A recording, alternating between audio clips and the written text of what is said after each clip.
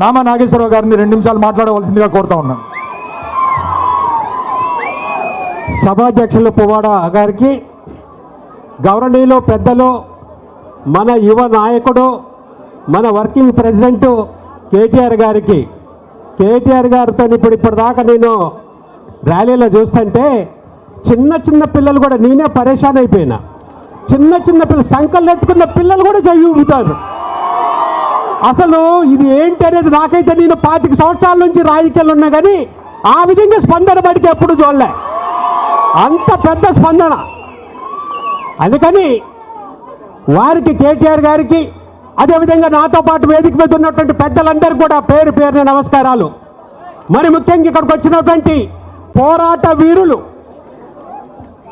ఒక గ్రామాలలో ఏ విధంగా పోరాడారో, ఏ విధంగా మన జెండాని నిలబెట్టారో, ఎన్ని ఇబ్బందులు పెట్టినప్పుడు కూడా ముండమోపు 3 మంత్రులు ఉండి ఎన్ని ఇబ్బందులు పెట్టారో మాకు తెలుసు.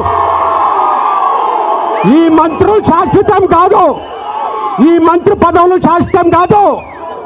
కొన్ని దుక్కుల్లో మనం గెలిచిన తర్వాత రీకౌంటింగ్ అని పెట్టి మళ్ళీ అక్కడ కూడా మోసం చేశారు. మళ్ళీ మిమ్మల్ని వదిలిపెట్టే సమస్య లేదు. మీరేదో అనుకుంటున్నారు, పుట్టినప్పటి నుంచి మంత్రులు కాదు, చచ్చేదాకా మీరు మంత్రులుగా ఉంటారు. మీకు ఒక 5 సంవత్సరాలు అవకాశం ఇచ్చిండ్రు. ఆ 5 సంవత్సరాలు కూడా లేనిపోని అబద్ధాల వల్ల మీకు అవకాశం ప్రజలు ఇచ్చారు. కానీ మీరు ఎట్టి పరిస్థితులు కూడా మీరు ఉండే పరిస్థితి లేదు. మరి ముఖ్యంగా ఖమ్మం జిల్లాలో అయితే మీరు తప్పకుండా మీ వెంటాడతాం, వెనకాడతాం. మా యొక్క కార్యకర్తల్ని ఇబ్బంది పెట్టినటువంటి ప్రతి ఒక్కళ్ళని కూడా వదిలిపెట్టే సమస్య లేనే లేదు. మీ అందరికీ నేను కోరుకుంటున్న ఒకటే, ఇవాళ నిజంగా కనుక గ్రామాల అభివృద్ధి జరిగినాయి అంటే, అసలు గ్రామాలకి గుర్తింపు వచ్చిందంటే దానికి మన నాయకుడు కేసీఆర్ గారి వల్ల.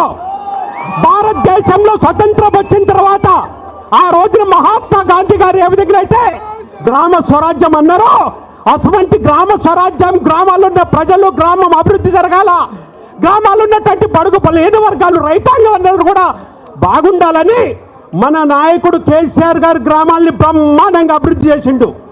భారతదేశ చరిత్రలో ఏ గ్రామంలో కూడా ప్రతి గ్రామానికి ట్రాక్టర్, ప్రతి గ్రామానికి ఏ విధంగా డెవలప్ చేసిండో మీకందరికీ తెలుసు.